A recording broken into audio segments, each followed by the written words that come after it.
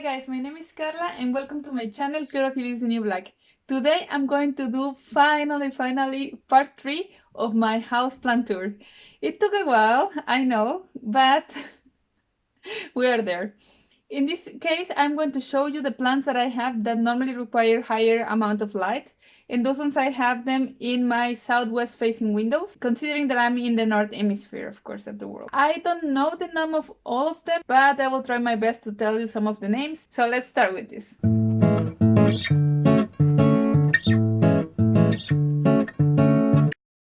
Okay, let me give you an overview. When you enter on this side, basically what you have is this stand with some plants. And then, well, there are no more plants, but the bed also has plant sheets. Then you have this bit and a lot of plants on the window and followed by this stand here. So let's start with the stand at the beginning and let me show you which plants do I have. Let me show you. This one is an Anthurium Purple Baby. Then we have here an orchid. This one is a beautiful orchid with yellow flowers and it's an Oncidium and it's called Oncidium Munsterland. Then here I have a Syngonium, or arrowhead plants. So we have here the Pixie and yeah, the normal, well, I don't know, I will put the name on the screen because I forgot the variety, but yeah, it's a Syngonium. And then here we have this beautiful Scindapsus, pictus, Trebie, something like that, that's the name, with these big leaves and the beautiful specking of silver. And from here I also have these small containers that here I have some propagations of ruby peperomia, and here I have, I don't know what's the name of this plant, but I thought it was quite nice and I just decided to put it in a kind of terrarium mode.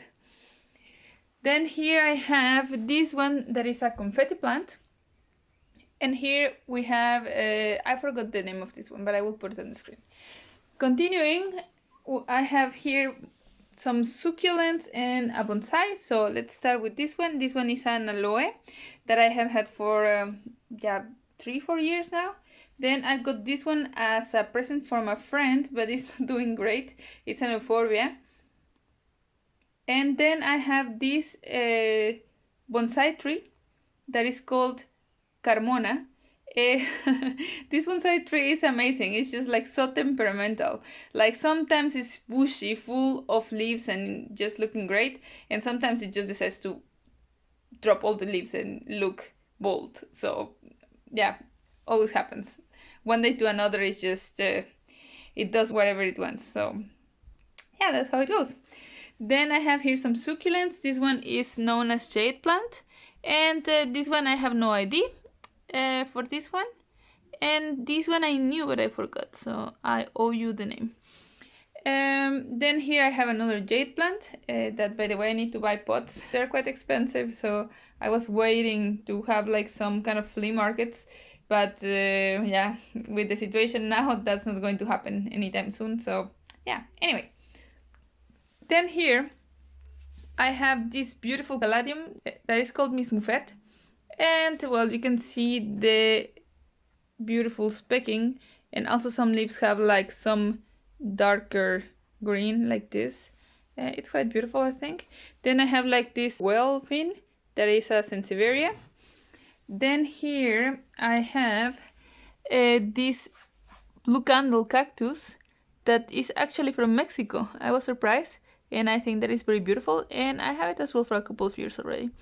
Then I have this one that I think that is an aloe. And then let's go up here. I have this banana plant here and some succulents growing on the side. And here, this one is an orchid. And I have never seen the flowers because I bought it without the flower, but it's a Cattleya, and since it was next to other Cattleyas that had deep purple flowers, I guess that's the color of this one. But I have no idea. I bought it pretty cheap. But yeah, I hope that this year it flowers. It is developing new pseudobulbs, so yeah, I think that it will flower this autumn, hopefully. Okay, then here I have this elephant ear. It was way bigger. The problem is that I had an infestation of spider mites. This was like the spider mite corner. It was crazy.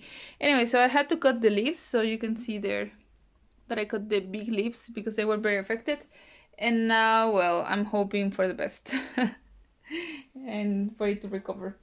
Okay, then if we go here, then I have the succulent that I have it for a couple of years as well, and I don't know the name. Yeah, it's something, it looks similar like the Shrek ears, but that's not the idea of this one. Then here I have this Euphorbia that is not doing great, but yeah, it's there. And then I have this other Euphorbia that is called Ingens. Oh, well, the idea is Ingens, so it's a very big, as you can see. I have it now for more than a year, and it's been okay. So it's funny how Euphorbias can be so different, right? Then here I have the succulent that I bought in a cactus fair, and I also don't have the ID, but I found very interesting that it has like different colors, like orange and green, and I think it looks beautiful. Then I have this Sansevieria that is called Silver Flame, that I think it's also very beautiful and easy to take care.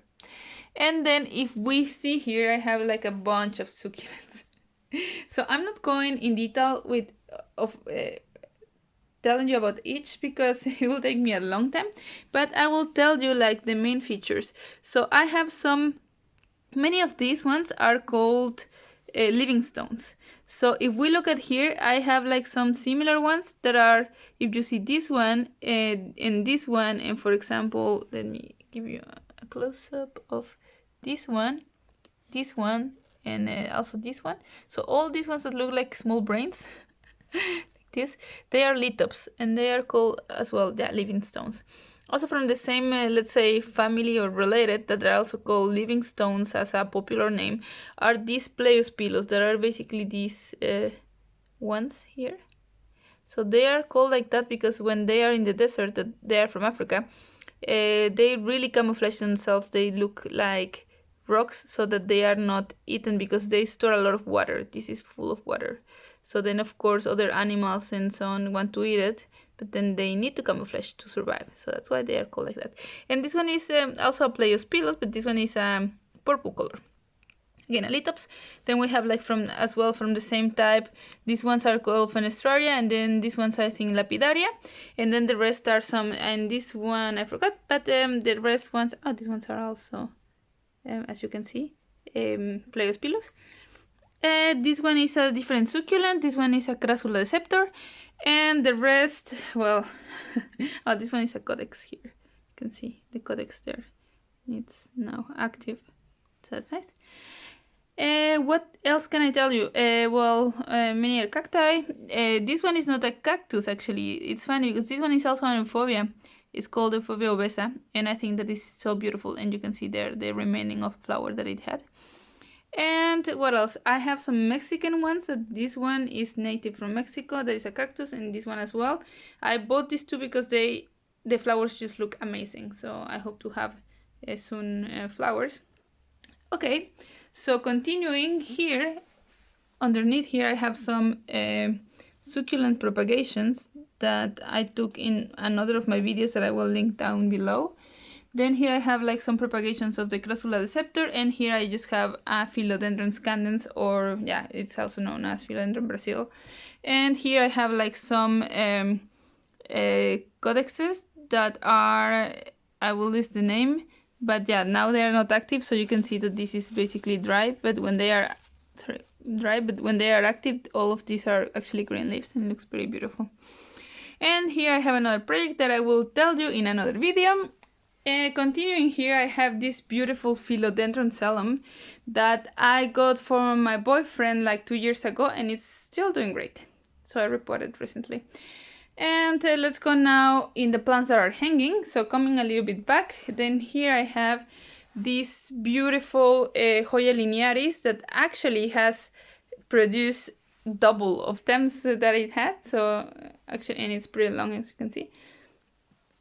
So I think that is very beautiful, and I hope that it flowers in no time. Then here I have a Peperomia rotundifolia, and I was not I wasn't expecting it to trail like this. I didn't know actually when I bought it. I bought it super cheap. Oh, it's in flower. Well, you can see this is the type of rat tail flowers of peperomias.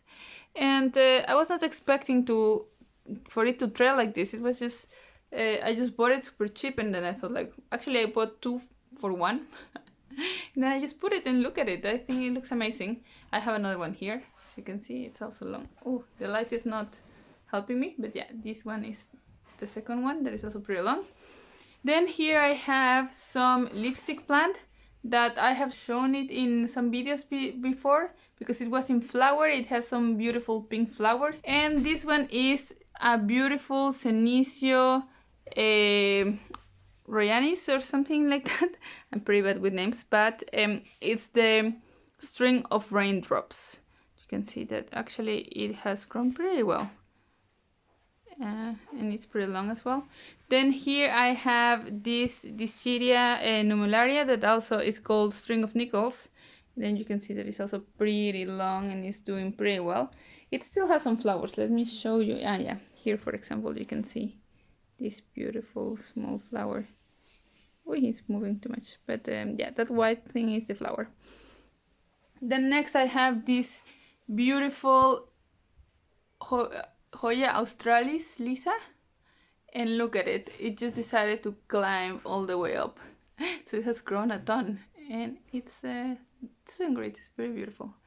Then I also have here this string of pearls that is also a Senecio. It has also been reclassified to Curio, and it's pretty long as well, but then I decided to just leave the leave the pearls on top of it, and they got a little bit entangled, and I have been a bit lazy and I haven't entangled them. But yeah, it's doing pretty good. Then here I have this another aloe, and this one is a Cattleya. I have no ID for it, but I bought it in flowers, so I can put some pictures of the flowers. They're very beautiful, white with dotted purple. Then here I have a Thanksgiving cactus in the back, and then here I have like this string of no, I forgot. I'll put the name because this one has a super difficult name. Then here I have this Kalanchoe tomentosa that is like this panda feet or something like that. I don't know how it's known actually, but it's super, oh, it's so soft. I love it. And then here, well, here's a propagation, and then here I have my caladiums that I grew from bulb. If you want to see how to grow them from bulb, I will link the video below. But yeah, they are doing great actually. So this one is one that I had from the bulb. I stored it over winter, and now it again grew back, and it's still growing more leaves there, you can see. Then we have this one that is called Frog in a Blender. That is very, very beautiful caladium. I love the speckling of green, of light green with dark green. It's just, to me, it just looks beautiful. And then you have like the smaller leaves here, and all of them have like this red dot in the middle of the leaves. Then we have here this white queen that it's here. And yeah, you can see that it's also very, very beautiful. I love it. And we have the red flash here that I have too many plants. I cannot focus them, but this one is the red flash. Sorry for the light, guys. I am playing a little bit against the light, and it's in flower, so you can see that these bits that are here, so this thing here is the flower that is about to open, and it has also a lot of leaves that are about to open. And then here I have this Caroline Wharton that is also putting a bunch of leaves. So pretty good. And then here I have another aloe that this one is also, I don't know, 4 years with me. Then this one is a Ficus bonsai ginseng or something like this. And this one is the only one that I have that has small leaves that is not as drama queen as the rest. The rest, they just really drop the leaves whenever they want. Oh, then I have this one here. But I have it isolated because I found a pest on it, and I don't want to. I want to first investigate what it is, and then I will treat it and put it back together. Then here I have this Hoya Bella that I also had it in bloom before, and I will put the picture. It gives beautiful white flowers with pink in the middle. And with that, let me just give you an overview of it again.